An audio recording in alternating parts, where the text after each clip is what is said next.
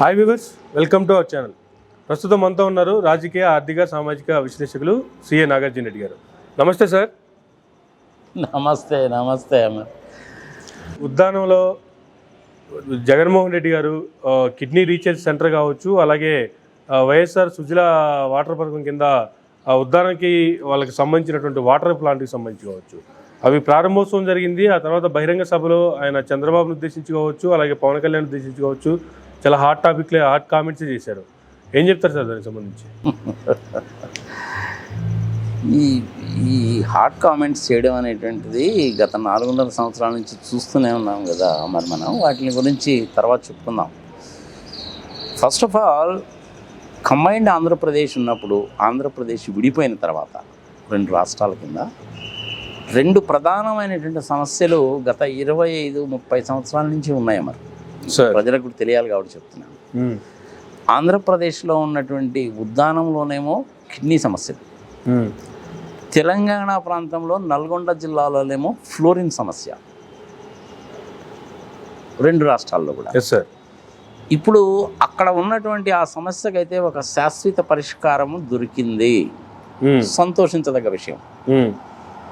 వాళ్ళందరికీ water supply చేయడం, 700 కోట్ల రూపాయలతోటి పెద్ద ప్రాజెక్ట్ని టేకప్ చేయడము, ఫిల్టర్డ్ వాటర్ ఇవ్వడము, రీసెర్చ్ సెంటర్ పెట్టడము.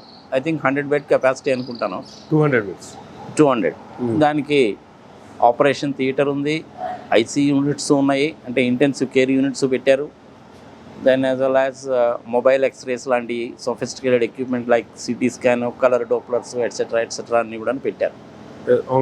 It's a good thing. మనము మంచినే చెప్పుకోవాలి, చెడునే చెప్పుకోవాలి. నిష్పక్షపాతంగా మాట్లాడుకుందామా. సరే, ఇంక చంద్రబాబు నాయుడు, పవన్ కళ్యాణ్ ఏదో పనికిమాలిన కామెంట్స్ చేస్తూ ఉంటారు, వదిలే దాని గురించి. నాకు ఆశ్చర్యకరమైన విషయం ఏంటంటే, ఈ ఏబిఎన్ ఆంధ్రజ్యోతి రాధాకృష్ణ గారు చేసింది లేదు, సచ్చింది లేదు, కానీ డబ్బాల మడుగు బాగానే కొట్టుకుంటారని చెప్పి ఆయన రాయడం అనేటువంటిది చాలా బాధాకరమైన విషయం. అంటే ఏ పని చేస్తే వాళ్ళకి నచ్చుతుంది అన్నటువంటిది $1 బిలియన్ క్వశ్చన్ అయిపోయింది అనమాట. ఓకే, ఇది న్యాయమా, ధర్మమా అనేటువంటి ఇంత నీచమైనటువంటి నికృష్ట దరిద్ర దిక్కుమాలినటువంటి జర్నలిజాన్ని నేను ఇంతవరకు చూడలేదు. I'm very sorry to say this sir. ఇప్పుడు ఏమవుతుందంటే, అది వాడు జర్నలిస్ట్ కనుక అయినట్టయితే చెప్పేవాడు చంద్రబాబు నాయుడు అన్న, ఏబిఎన్ రాధాకృష్ణమూర్తి, TV5 సాంబశివరావు, ఈనాడు రామోజీరావు గారు అయిపోయారనమాట. సరే, ఏదో ప్రజలకు కూడా వాస్తవాలు తెలుసుకుంటున్నారు కాబట్టి వాళ్ళు చెప్పిన నేను నమ్మరనుకో, that is a different. It's a good thing that was happen. ఇన్ని సంవత్సరాల తర్వాత జరిగిన దాన్ని ఒప్పుకోవాల్సిందే. అట్లనే రేవంత్ రెడ్డి గారు ఇప్పుడు ముఖ్యమంత్రి హోదాలో ఉన్నారు కాబట్టి ఈ నల్గొండకు సంబంధించిన ఫ్లోరిన్ సమస్యను కూడా ఒక శాశ్వత పరిష్కార మార్గం కనుక్కుంటారేమో, చూద్దామో, జరగాలని నేను కోరుకుంటున్నాను.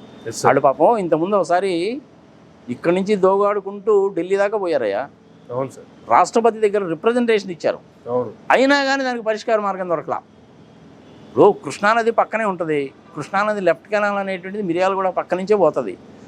అక్కడి నుంచి వాటర్ అనేది డిస్ట్రిబ్యూట్ చేయొచ్చు. మరి ఎందుకు చేయలేదు అనేసి అంటే, చేయలేదు అంతే, దట్స్ ఆల్.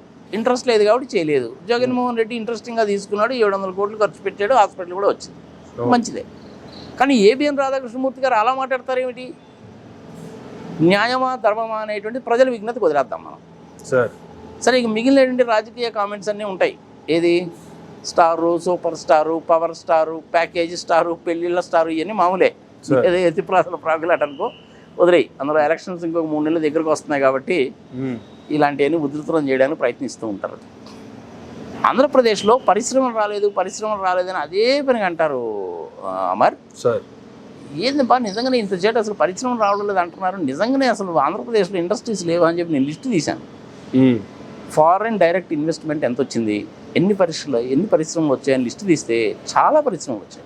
ఓకే, వైజాగ్లో వచ్చాయి, తిరుపతిలో వచ్చాయి, ఇంకా కొన్ని ప్లేసెస్లో కూడా వచ్చాయి. శ్రీ సిటీలో కొత్త ఇండస్ట్రీస్ చాలా వచ్చాయి. అదొక పెద్ద లిస్టే ఉంది. అది టైం సరిపోదు కాబట్టి నేను చూపించడం లేదు. ఎవరైనా కనుక కావాలనే పని అయితే చూసుకోవచ్చు, అది దొరుకుతాయి. FDI ఇన్వెస్ట్మెంట్స్ కూడా బాగానే వచ్చాయి. GDP పెరిగిన మాట వాస్తవమే. వాస్తవాలు మాట్లాడుకుందాం, ఉన్నట్టు మాట్లాడుకుందాం మనం. ఇప్పుడు చంద్రబాబు నాయుడు గారు మొట్టమొదటిసారి ముఖ్యమంత్రి అయినప్పుడు మంచి అడ్మినిస్ట్రేటర్, లంచగొండితనం అనేటువంటిది అంతకుముందు ఉన్నప్పటితో కంపేర్ చేసుకుంటే చాలా తగ్గింది. ఓకే. రేట్లు పెద్దగా పెరగలేదు. అందరికీ కూడాను కంప్యూటర్స్ని ఇంట్రడ్యూస్ చేయించాడు ఆయన, ట్రైనింగ్ కూడా ఇప్పించాడు. మైక్రోసాఫ్ట్ వాళ్ళు ఉండేటువంటి అన్నీ కూడా ట్రైనింగ్ కోసం ఒక్కొక్కరికి 2,000 రూపాయలు ఇచ్చి ట్రైనింగ్ కూడా ఇప్పించాడు. ఇప్పుడు కంఫర్టబుల్గా ఉన్నారు, అందరూ బాగానే ఉన్నారు.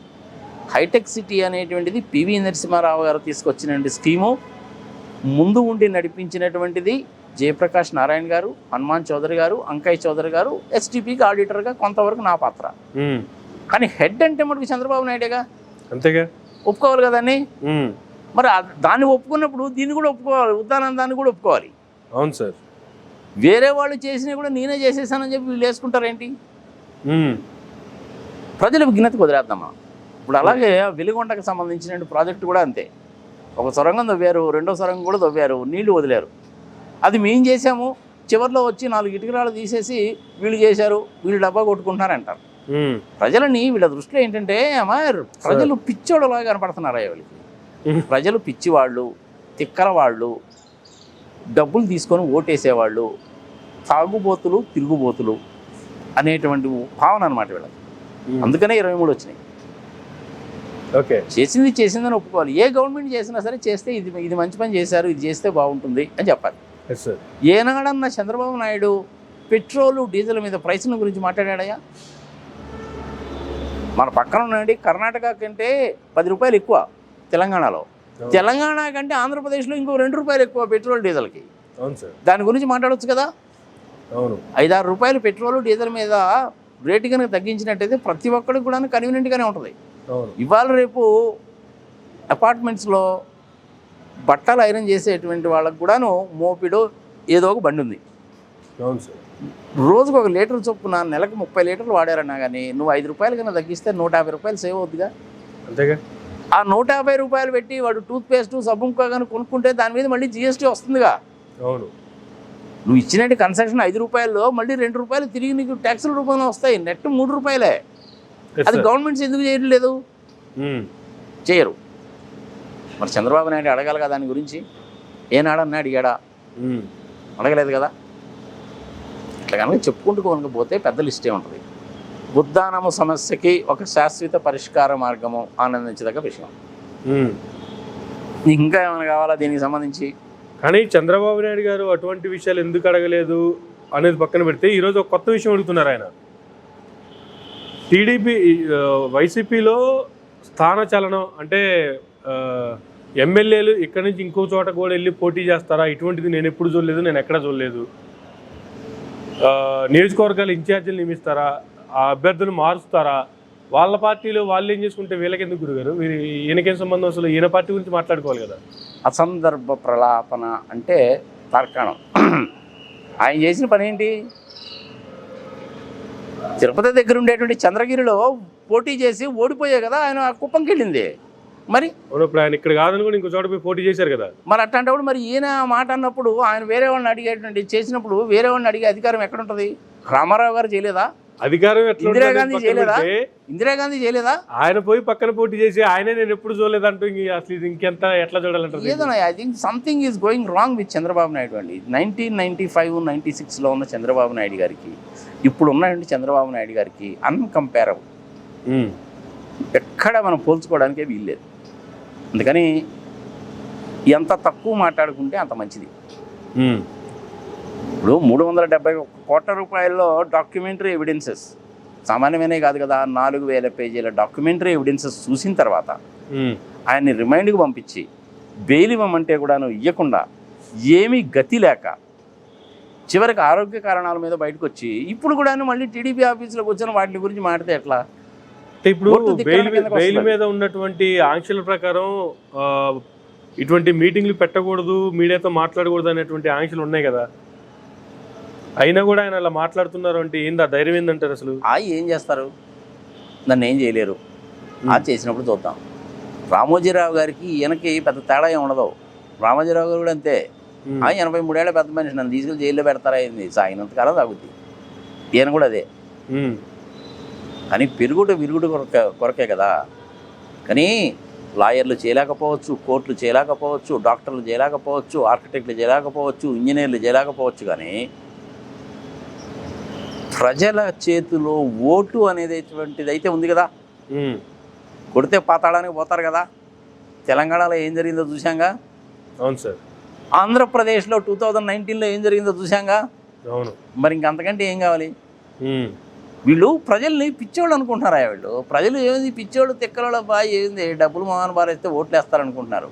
ఉమ్, డబ్బులు నువ్వు ఇచ్చినా తీసుకుంటారు, నేను ఇచ్చినా తీసుకుంటారు, ఎవరు ఇచ్చినా తీసుకుంటారు. కానీ ఎవరికి ఓటు వేయాలి అనేటువంటిది ఆల్రెడీ డిసైడెడ్. ఉమ్, అది వీళ్ళు ఎంత చేటు చెప్పినా ఏమి చెప్పినా సంగతి సమాచారం చేసినప్పటికి కూడా మనము 3 భాగాల కింద కనుక విభజిస్తే ఆంధ్రప్రదేశ్ మొత్తాన్ని, సార్, ఈ సరే ఇక భూభాగము అది మనం మార్చలేము, అది statistical information, that is a different thing. Okay, ఒక 5 లక్షల ఓట్లు అనేవి పెరగచ్చు తగ్గచ్చు. ఆడవాళ్ళు ఓటర్లు అనేటువంటి వాళ్ళు ఎక్కువ ఉన్నారు. ఓటర్ లిస్ట్ అనేది ఈ పాటికి ఆల్మోస్ట్ ఫైనలైజ్ అయిపోద్ది. మోస్ట్ ప్రాబబ్లీ జనవరి ఎండ్కి మళ్ళీ ఫైనల్ లిస్ట్ అనేది మనకు వస్తుంది. 175 కాన్స్టిట్యున్సీస్ ఎమ్మెల్యేస్, 25 కాన్స్టిట్యున్సీస్ ఎంపీసే ఉంటారు. అవును, అవి మారవు. ఉమ్, మరి అల్టిమేట్గా ప్రజల ఉద్దేశం ఏ విధంగా ఉంది అంటే, నాకు తెలిసినంత వరకు as on today Amar, Sir. Let me tell you very frankly, yes sir, పల్లె ప్రాంతాల్లో ఉండేటువంటి ప్రజలందరూ సంతృప్తిగానే ఉన్నారు. ఉమ్, అది అమ్మఒడి కానీ, రైతు భరోసా లాంటిది ప్రోగ్రాం కానీ, మరి ఆడవాళ్ళకి ఇచ్చేటువంటిది, వాళ్ళకి ముసలి వాళ్ళకి ఇచ్చేటువంటి పెన్షన్ విషయంలో కానీ, పల్లెటూళ్ళల్లో ఉన్నటువంటి స్కూల్స్లో ఇంగ్లీష్ మీడియం కూడా పెట్టడం కానీ, ఉమ్, పోలవరానికి సంబంధించిన విషయాలు కానీ, ఉద్దానానికి సంబంధించిన విషయం మనకి ఈరోజు కళ్ళకే కనపడతా ఉంది. yes, సో గురు. పల్లెటూళ్ళల్లో ఉండే వాళ్ళందరూ ఫుల్లీగా సాటిస్ఫాక్టరీగానే ఉన్నారు. వాళ్ళందరూ కూడాను జగన్మోహన్ రెడ్డి తరఫునే ఉన్నారు. యాక్చువల్గా ఓట్లు వేసేది వాళ్ళే. ఉమ్, మన హైదరాబాద్ ఎలక్షన్లో చూసాం కదా మనము, 45% అటు హైదరాబాద్లో ఓటింగ్. అవును సార్, అంతకంటే దరిద్రమైన విషయం ఇంకోటి ఉంటుందా? ఉమ్, అట్లనే ఇప్పుడు మనకి అమలాపురం, అలాగే ఇంకో ఇచ్చాపురం, అమలాపురం, తర్వాత ఈ కొన్ని టౌన్స్ ఉంటాయి కదా, ఏది ఇప్పుడు మాచర్ల, పిడుగురాళ్ళ ఇట్లాంటి టౌన్స్, అద్దంకి ఇలాంటి టౌన్స్ ఏవైతే ఉన్నాయో అందులో మిక్స్డ్గా ఉంటుంది. ఉమ్, మిక్స్డ్గా ఉన్నటువంటి వాళ్ళు కూడాను చాలా వరకు సాటిస్ఫాక్టరీగానే ఉన్నారు. ఓకే, అర్బన్ ఏరియాస్లో ఉండేటువంటి వాళ్ళల్లో, చదువుకున్నటువంటి వాళ్ళల్లో అంత సాటిస్ఫాక్టరీగా లేరు వాళ్ళు. ఓకే, గవర్నమెంట్ ఎంప్లాయీస్ అనేటువంటి వాళ్ళు మాకు ఓపీఎస్, జీపీఎస్, జీతాలు అవి ఇవి సంగతి సమాచారం అనేటువంటిది డిస్సాటిస్ఫాక్షన్. టీచర్స్లో ఏంటంటే మమ్మల్ని వచ్చి ఏరు ముద్ర ఏమంటున్నారు, మమ్మల్ని దొంగలు చూసినట్టు చూస్తున్నారు అనేది వాళ్ళ డిస్సాటిస్ఫాక్షన్. పోనీ వీళ్ళందరూ ఏమైనా పర్ఫెక్ట్గా ఉన్నారా? ఎంఆర్ఓ గారి దగ్గరికి వెళితే ఇప్పుడు ఆన్లైన్లోనే చాలా పనులు జరిగిపోతున్నాయి. అయినా కానీ మనం ఎంఆర్ఓ ఆఫీస్కి వెళ్ళక తప్పదు కొన్ని విషయాల్లో. అవును సార్, వెళ్ళినప్పుడు నువ్వు బర్త్ సర్టిఫికేట్ అంటే 500 అంటివి, డెత్ సర్టిఫికేట్ అంటే నువ్వు 500 రూపాయలు అనేసి, క్యాస్ట్ సర్టిఫికేట్ అయినా 500 రూపాయలు అంటివి. అవును, ఇంత చేటు చేసిన తర్వాత కూడా మరి అది కంటిన్యూ చేయాలా చేయకూడదా అంటే అది జరగకూడదు. ఉమ్, అది ఎప్పుడైతే టైటన్ చేశారో ప్రభుత్వం వాళ్ళు, ఆన్లైన్ సిస్టమ్ పెట్టి, వాళ్ళకి ఇన్కమ్ తగ్గేసరికి వ్యతిరేకత వస్తుంది అన్నమాట. ఓకే, ప్రజల్లోనేమో సానుకూలత వస్తుంది, వీళ్ళల్లోనే వ్యతిరేకత వస్తుంది. ఈ గవర్నమెంట్ ఎంప్లాయీస్ ఎంత బెదిరింపులు దిగుతారంటే ఒకసారి, అమర్ సార్, మాకు 65 లక్షల ఓట్లు ఉన్నాయి, మేమేమైనా చేయగలము అంటారు. ఉమ్, అంటే వాళ్ళ లెక్క ఏంటంటే ఒక్కొక్క ఇంట్లో 5గురు ఉంటారు. అవును, అందరూ కూడా మేము చెప్పినట్టే వింటారు. అందుకని ఇంచుమించుగా 10, 12, 13 లక్షల మంది ఎవరైతే గవర్నమెంట్ ఎంప్లాయీస్, టీచర్స్ వీళ్ళందరూ ఉన్నారో వాళ్ళందరూ కూడా అగెనిస్టే. ఉమ్, ఈ 65 లక్షల ఓట్లు అనేటువంటిది వేరే పార్టీకి కనుక వేస్తే జగన్మోహన్ రెడ్డికి 23 వస్తాయి. ఉమ్, అది కూడా వస్తాయో రావో, దిక్కుమాలిన క్యాలిక్యులేషన్ ఇది. ఇప్పుడు మా ఇంట్లోనే తీసుకో, మా ఇంట్లో కూడాను యాక్చువల్గా 5 ఓట్లు, అవునా? ఉమ్, ఈ 5 ఓట్లలో పిల్లలు చదువుకున్న తర్వాత వాళ్ళు బయటికి వెళ్తారు కాబట్టి పిల్లలే 2 ఓట్లు పోయినాయి. ఉమ్, నాది, మా మిస్సెస్ది, ప్లస్ మా ఇంకొక వాడిది. ఉమ్, మొన్న ఎలక్షన్స్ జరిగినప్పుడు ఓట్లు వేసింది మా ఇంట్లో 2 ఓట్లే. ఓకే, మా మిస్సెస్కి ఏమో బాగా రాలేకపోయింది కాబట్టి ఆమె ఓటే లేదు. ఉమ్, నేను మా వాడు సేమ్ బూత్ పక్క కాబట్టి వెళ్ళి ఓటేసి వచ్చాం. మార్నింగ్ 8:56 ఓటేసాం. ఉమ్, కానీ వీళ్ళ లెక్క నువ్వు దానికి చూడు రియల్గా ఎంత తేడా వస్తుందో. ఎస్ సార్, టీచర్స్ అందరు కూడాను స్కూళ్ళల్లో చదువు చెప్పడం అనేటువంటిది వాళ్ళ బాధ్యత. ఆ పని చేయాలి. దానికి కూడాను రూల్స్ అండ్ రెగ్యులేషన్స్ ఉన్నాయో అది. వాళ్ళు కనుక 45-50 నిమిషాలకు క్లాస్లో కనుక పాఠం కనుక చెప్పాలంటే ఇంటి దగ్గర ఆ పాఠానికి సంబంధించిన నోట్స్ మొత్తం ప్రిపేర్ చేసుకొని రావాలి. అవును, 90% ఆఫ్ ద పీపుల్ చేయరు. ఉమ్, వీళ్ళందరూ కూడాను బయటికి వెళ్ళి షేర్ల వ్యాపారం, రూపాయలు 3 రూపాయలకు వడ్డీలకు ఇచ్చిన డబ్బులు ఇంట్రెస్ట్లు కలెక్ట్ చేసుకునే వ్యాపారం, ఈ చిన్న చిన్న వ్యాపారాలని చాలా చేస్తున్నారు. ఇంతకుముందు ఏం చేసేవాళ్ళు అనుకున్నారు, వీళ్ళందరూ కూడాను ఎవరి పేరు మీదనో ఒకళ్ళ పేరు మీద ఎస్టీడీ బూతులు పెట్టిండేవాళ్ళు. ఓకే, ఇట్లాంటి వ్యాపారాలన్నీ చేస్తారు. మా పేరు మీద లేవు కదండి అంటారు, కానీ చేసేది నువ్వేగా. అంతే కదా. మరి ఇది తప్ప కరెక్టా అనేటువంటిది ప్రజల విజ్ఞతకు వదిలేద్దాం. నువ్వు చేయాల్సిన పని చేయకుండా వేరే పనులు చేసినప్పుడు నీ మీద